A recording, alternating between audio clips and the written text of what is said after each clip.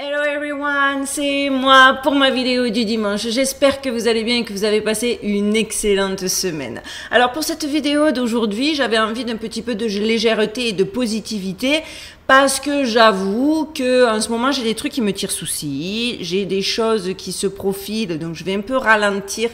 Je suis focus, voilà, je vais être honnête avec vous, je suis très focus parce que j'ai quelque chose qui arrive dans le courant dans pas longtemps. Et qui requiert mon attention et qui génère beaucoup de stress. Je vous expliquerai une fois que ce sera passé. Et donc, je vais faire, j'ai pas l'occasion de pouvoir autant creuser les sujets que je préfère. J'ai pas l'occasion de pouvoir, vous savez, peaufiner.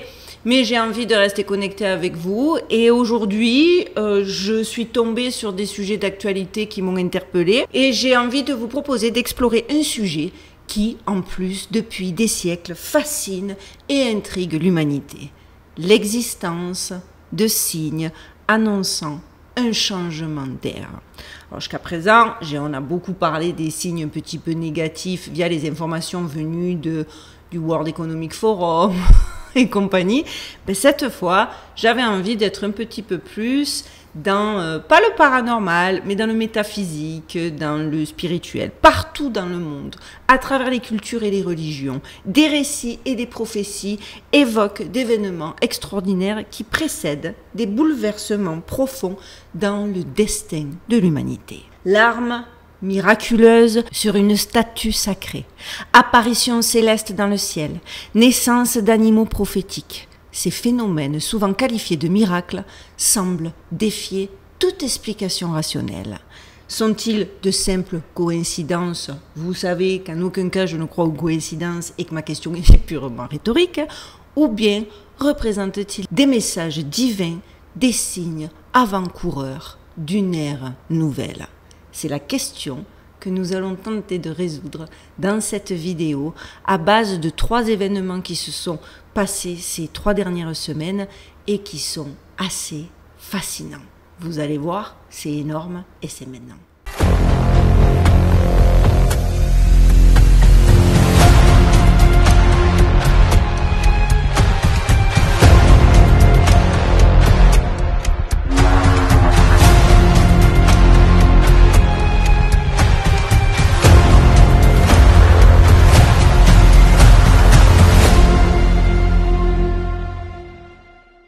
Le 2 juin dernier, une église familiale de Morelia, située dans l'état de Michoacán, a été le théâtre d'un événement extraordinaire qui a rapidement été salué comme un miracle. Une statue représentant Notre-Dame de Guadalupe aurait commencé à pleurer des larmes de sang.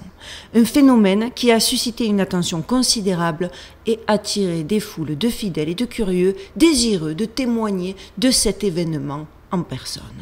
La statue en question, qui incarne l'une des 5 apparitions mariales datant des années 1500, a déclenché une vague de réactions émotionnelles et spirituelles parmi les observateurs et la plupart ont dit avoir ressenti une sensation jamais éprouvée auparavant, une sorte de joie mêlée à une profonde tristesse et que c'est comme si elle leur transmettait un message sur l'avenir. Face à ce phénomène, les responsables de l'Église catholique ont immédiatement entrepris une enquête pour déterminer la nature et l'authenticité de ce prétendu miracle. L'archidiocèse de Morelia a publié une déclaration soulignant l'importance de la prudence et de la rigueur dans l'approche de ce type de phénomène. Les autorités ecclésiastiques ont assuré qu'elles prennent actuellement toutes les mesures nécessaires pour mener une investigation approfondie et exhaustive. Le processus d'enquête a été clairement défini par l'Église et l'archidiocèse a été extrêmement clair sur le fait que ce sera la hiérarchie ecclésiastique elle-même qui confirmera l'équipe chargée de réaliser l'étude détaillée du cas. Donc déjà, ça fait peur parce que c'est pas comme si on les pensait objectifs. Et que dès qu'un rapport ou une conclusion pertinente serait disponible, il serait alors rendu public. Cette approche méthodique et réfléchie vise à garantir que toute proclamation officielle concernant le miracle soit basée sur des preuves solides et incontestables. Encore une fois, c'est pas que je mets en doute leur sincérité, mais un peu. Il faut savoir que Notre-Dame de Guadeloupe, j'ai d'ailleurs fait une vidéo sur ce sujet que j'ai trouvé passionnant et inspirant, et je vous mets d'ailleurs le lien de cette vidéo dans la barre de description de celle-ci. Donc cette Dame de Guadeloupe occupe une place prééminente dans la foi catholique, particulièrement au Mexique. En effet, l'apparition de la Sainte Vierge à un indigène nommé Juan Diego en 1531 a laissé une empreinte indélébile sur l'histoire religieuse et culturelle du pays. La basilique de Guadalupe à Mexico est l'un des sites de pèlerinage les plus visités au monde, témoignant de la profonde vénération des fidèles pour cette icône mariale. Alors que l'enquête suit son cours, la question de l'authenticité de ce miracle reste en suspens. Je le répète, officiellement, parce qu'après sur place, il y a des pèlerins du monde entier qui sont en train d'y venir, personne n'a d'explication. C'est pas la première fois qu'une vierge pleure des larmes de sang, mais le ressenti, les témoignages, l'ampleur que c'est en train de prendre est assez déroutant. Et je pense qu'ils auraient dû mettre un coup d'accélérateur s'ils voulaient vraiment nous révéler la teneur de cette prophétie, la teneur de ce miracle. Je pense qu'ils auraient dû mettre un coup d'accélérateur, mais bon, comme d'habitude, je pense qu'ils prennent leur temps jusqu'à ce que le phénomène s'étouffe et retombe comme un soufflet. Parce que c'est toujours ce qui se passe en cas de miracle. On entend, j'en ai fait plusieurs sur ma chaîne, on entend, une délégation a été envoyée par le Vatican. On sait que c'est le protocole du Vatican. On sait que ça se passe comme ça et on n'a jamais le fin mot de l'histoire. Et c'est pas comme si j'attendais le fin mot de l'histoire. Je creuse, j'essaie d'aller au-delà, j'essaie de suivre mes affaires. Mais voilà. Une fois que les gens, encore une fois, la preuve qu'on est réellement une population de consommateurs et d'informations directes à lire les gros titres en scrollant sur les réseaux sociaux, mais qu'il n'y a aucun suivi, il n'y a aucune véritable curiosité, voilà, et ils savent puisqu'ils nous ont quelque part formatés ainsi. Donc ils savent que plus ils vont étirer le truc, plus ça va nous sortir de la tête. Mais manque de peau pour eux, voilà qu'un mois seulement après cette première apparition, enfin ce premier miracle, nous on va dire que c'est un miracle parce que moi je fais confiance au ressenti des gens sur place. Voilà, quasiment un mois après cette Vierge aux larmes de sang, une deuxième Vierge Marie aurait été vue cette fois sur les collines de Mavecura. Les fidèles sont en train, toujours à l'heure où j'enregistre ma vidéo, de célébrer ce miracle parce que pour eux, il ne fait aucun doute. Une photographie, celle que vous êtes d'ailleurs en train de voir en image, circulant sur les réseaux sociaux a provoqué une grande agitation en raison d'une supposée apparition de la Vierge Marie dans les Cerros de Mavecure. Faut avouer que là, quand on voit la photo, on peut pas s'imaginer que c'est un lapin qui fait du ski, ou on peut pas se dire que oh ça dépend, c'est subjectif, etc. La vérité, croyant pas croyant, ça ressemble à la silhouette d'une Sainte Vierge. Ce site, Cerros de Mavecure, renommé pour sa beauté et sa singularité, se trouve dans le département de Guanilla, à 3 heures en bateau de Puerto Inirida. La photo a été partagée par l'utilisateur Carlos Alzate sur Facebook et montre donc une silhouette blanche brillante que de nombreux croyants ont interprétée comme un signe divin, affirmant qu'il s'agissait bel et bien, sans aucun doute possible, de la Vierge Marie. Puis vous allez voir, c'est pas comme si elle était apparue n'importe où et que ça n'a pas de sens. Los Cerros de Mavecure, incluant donc Los Cerros Mono, Pajarito et Mavecure, sont des monolithes de roches noires faisant partie du massif guyanais et sont empreints de légendes comme celle de la princesse de Inirada, très appréciée par la communauté indigène Puinave qui protège la région. Mais ça, c'est la légende la plus connue, mais aussi, et selon moi la plus intéressante, celle qui voudrait que les Cerros de Mavecure soient en réalité les vestiges de géants qui se seraient transformés en pierre pour protéger la terre sacrée des Puinaves. Malgré l'accessibilité difficile et l'interdiction de certains de ces séros considérés comme sacrés, c'est précisément là que s'est produit cette présumée manifestation. Le commentaire accompagnant la publication de la photo sur Facebook indique « La Vierge m'est apparue dans les séros », déclenchant une vague de réactions et de spéculations parmi les utilisateurs des réseaux sociaux. La silhouette étant visible sur un rocher à grande hauteur où les reflets de la lumière solaire ont fait penser à beaucoup de croyants qu'il s'agissait d'une figure divine. Bien évidemment, il y a toujours les très cartésiens, ceux qui se permettent de juger les anciennes croyances basées sur leurs propres convictions, qui disent que forcément c'est un jeu de lumière. Personnellement, je n'ai jamais vu de jeux de lumière qui peuvent à ce point représenter une silhouette. La photo, après, je ne suis pas spécialiste en photographie, peut-être j'ai tort, mais moi, ça m'a assez bluffé, quoi. La photographie a été prise donc au Cerro Mavecure, le seul des 3 sites accessibles aux touristes. Parce qu'effectivement, il faut savoir que les 2 autres monolithes ne sont pas accessibles et sont interdits, suscitant ainsi la curiosité et l'intérêt pour ce coin du pays peu connu et largement inexploré par les Colombiens eux-mêmes. Les réseaux sociaux ont été inondés de commentaires sur ce prétendu miracle, certains utilisateurs affirmant « la Vierge de la princesse Inirida », maintenant les croyants viendront sûrement. Maintenant, le monde va comprendre le message. Tandis que d'autres ont évoqué les croyances locales en disant « c'est un signe, quelque chose pourrait arriver selon la mythologie du peuple puinave ». Cette combinaison de ferveur religieuse et de mythologie autochtone a poussé beaucoup à considérer cet événement comme un bon présage pour la communauté. Oui, vous allez voir, je l'ai dit.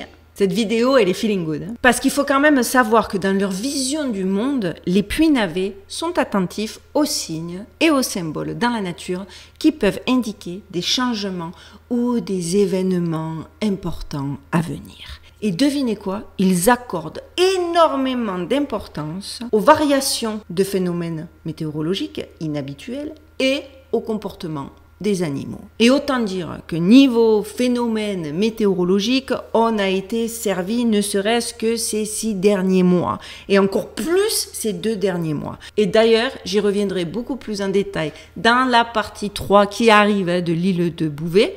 Parce que j'espère d'ailleurs rapidement, mais il y a plein d'informations. Et à chaque fois, il y a un truc qui se passe qui m'envoie sur d'autres trucs. Et je vous ai dit, là, j'ai ce... Bref, voilà, je ne vais pas revenir dessus. Mais voilà quoi, rien que pendant la période du 20 juin au 4 juillet 2024, on a eu droit à des inondations dévastatrices qui ont frappé l'Allemagne, la Belgique, la République tchèque et les Pays-Bas pour ne citer que ça, faisant des dizaines de morts et des milliards de dollars de dégâts, des inondations de moussons qui ont frappé l'Inde, le Bangladesh et le Népal, provoquant des glissements de terrain et des déplacements massifs, et dernièrement, l'hurricane Beryl qui a dévasté purement et simplement les Caraïbes. On pourrait se dire qu'encore une fois, il ne s'agit que de coïncidence, mais vous allez voir, quand ça se greffe au comportement des animaux et que ces tribus croient que les 2 associés, c'est annonciateur de quelque chose, bon, on continue de creuser. Et la vérité, c'est que j'ai bien fait de creuser parce que entre cet événement de cette Vierge qui apparaît à cet endroit précis, ce qui n'est pas anodin, j'ai découvert qu'au même moment quasiment où la Vierge de Guadeloupe s'est mise à pleurer des larmes de sang, donc c'était début juin, le parc national de Yellowstone a célébré un événement absolument remarquable, la naissance d'un bison entièrement blanc. C'est un événement complètement inédit dans le parc.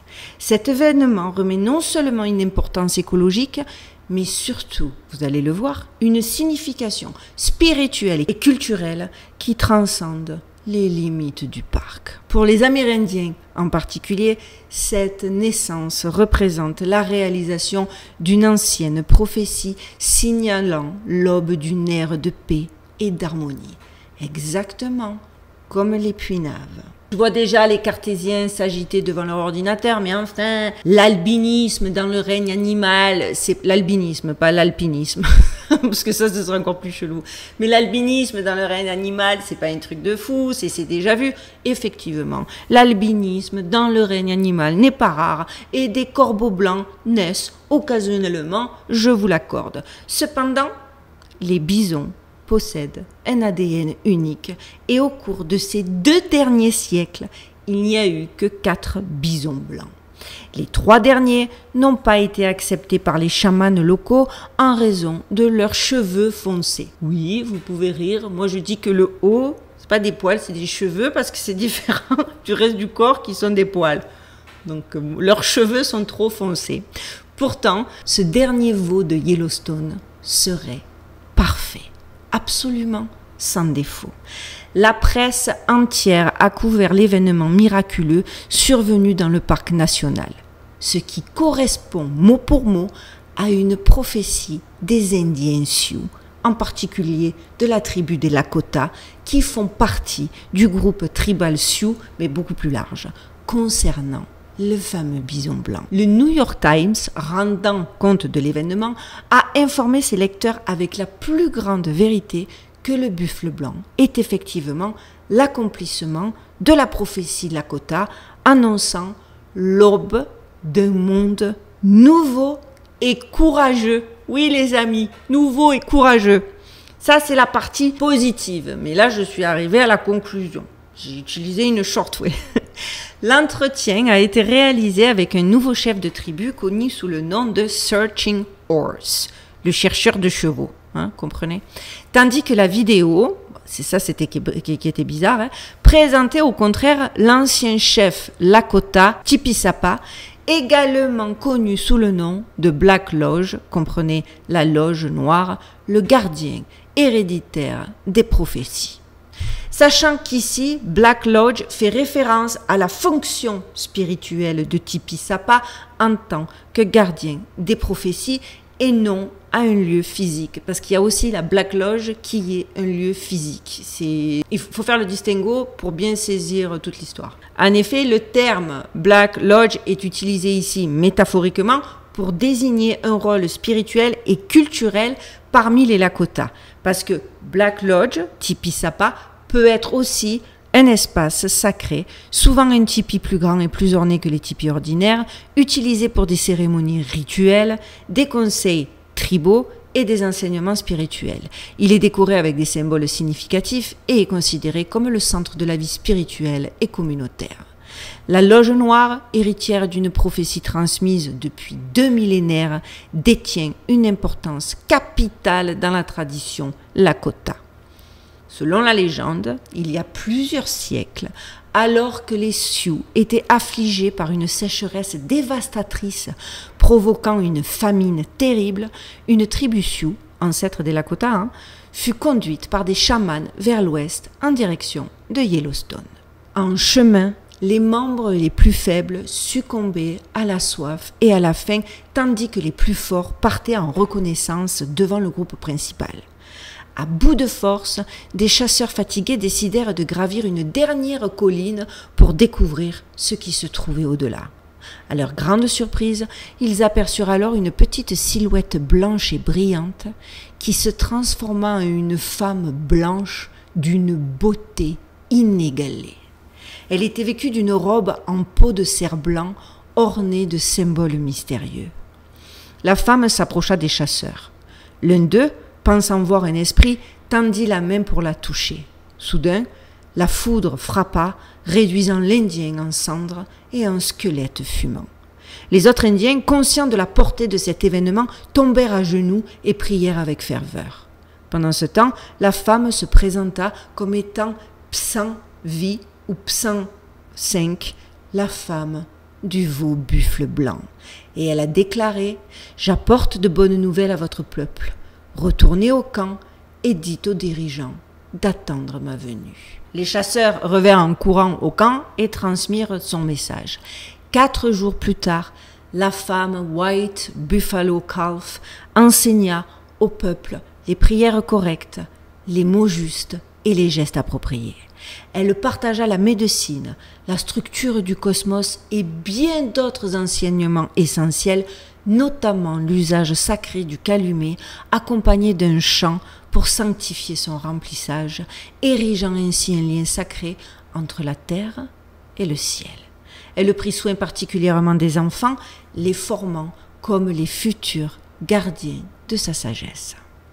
Alors qu'elle partageait sa sagesse avec le peuple, la femme bison blanc s'en alla dans la direction d'où elle était venue, disparaissant comme un soleil couchant à l'horizon.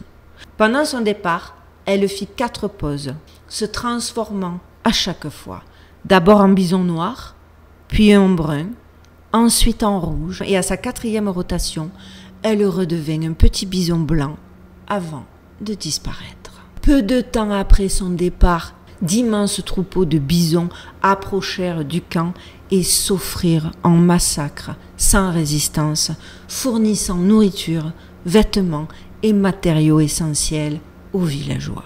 Cette prophétie sioux transmise par cette femme évoque une période précédant la fin du monde. Comprenez, par fin du monde, c'est pas Armageddon, on va pas tous mourir, on entend nouvelle ère, changement de paradigme qui passe par un lever du voile, le temps des révélations. Et forcément, avec les révélations, vous vous doutez bien qu'il y a du chaos. On va pas se rendre compte qu'on a été manipulé, qu'on nous a menti pendant des années avec le sourire, en chantant Kumbaya et en se tenant la main, en se disant c'est pas grave. Forcément, chaque temps des révélations, chaque période charnière, ça vient avec du chaos. Mais c'est pour, vous savez, vous connaissez la phrase « après la tempête vient le beau temps ». Bon, ben, c'est un peu ça.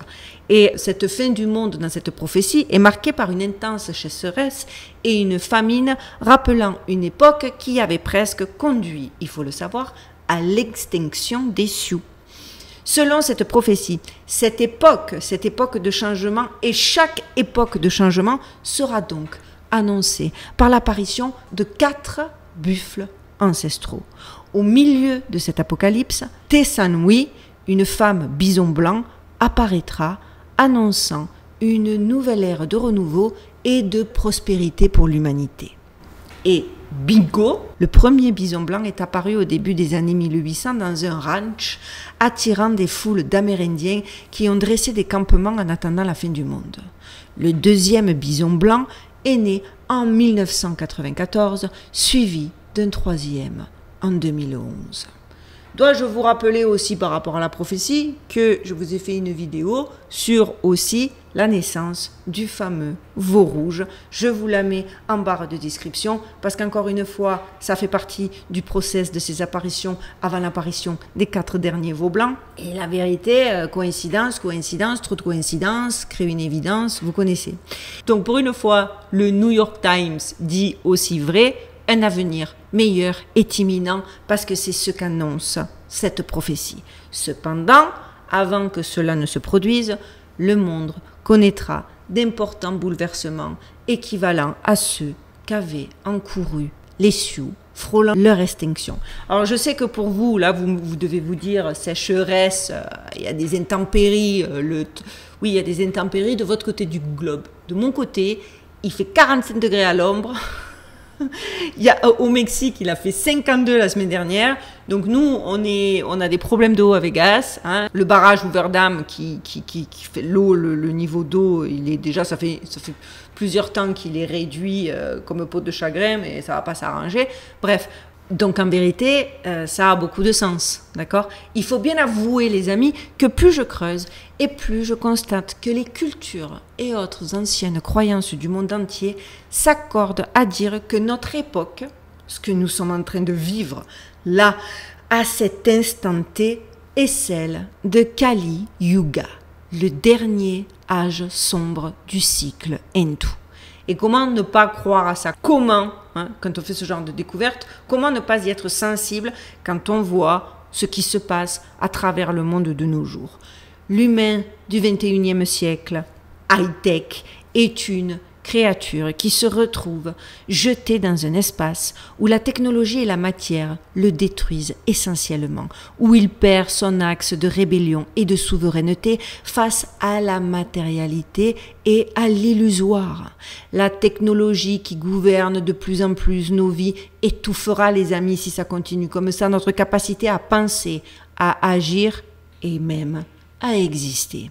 Tout ce que nous comprenons ou soupçonnons de définir l'être humain, soit la mortalité, la pensée, la liberté, la volonté, le cœur, l'âme, la capacité des relations avec les autres, ainsi que les relations avec le sacré et l'au-delà, est destiné à être contrôlé, simulé, remplacé ou déplacé par des forces technologiques. Vous le savez, je vous l'ai déjà dit, le transhumanisme étant la phase finale de l'évolution comme présenté par le World Economic Forum, et c'est le désir profond de ceux qui agissent dans l'ombre. Et la vérité, c'est lorsque le féminin et le masculin seront définitivement abolis, ils sont en train, vous la voyez le truc, et remplacés, parce qu'on va d'abord abolir confusion des genres, etc., et remplacer par des cyborgs. Dans mon Instagram, combien de fois je vous dis qu'ils sont déjà en place en Chine, etc., ce sera la fin du monde. Avec la disparition de l'homme et de la femme, c'est l'être humain lui-même que nous perdons. Je ne veux pas qu'on réduise mon message à « regarde là, elle est contre la transition des genres ». Moi, je suis pour la tolérance à tous les niveaux. Par contre, la vérité, c'est que tu peux transiter, tu peux devenir ce que tu veux, tu peux même devenir une tomate si le cœur t'en dit. Mais ne va pas essayer de changer fondamentalement ce qui est. La femme, c'est la femme, l'homme, c'est l'homme. Que toi, tu aies envie d'être une femme, que tu fasses tout pour y arriver et que derrière, ça à la limite, je ne veux même pas rentrer dans ces paramètres et dans ces considérations.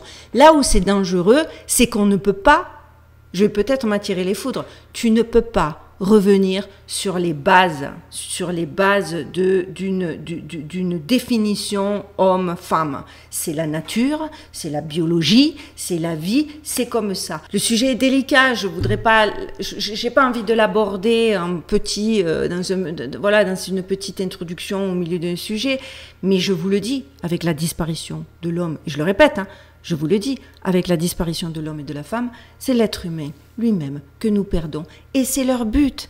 La vérité, les amis, c'est qu'à une époque où nous sommes fixés sur des écrans, branchés sur ce qu'on appelle les médias sociaux et liés, connectés à des forces et à des signaux qui dépassent nos désirs et nos actes, il n'y a qu'une seule issue pour l'être humain consciencieux, le dissident, le penseur authentique.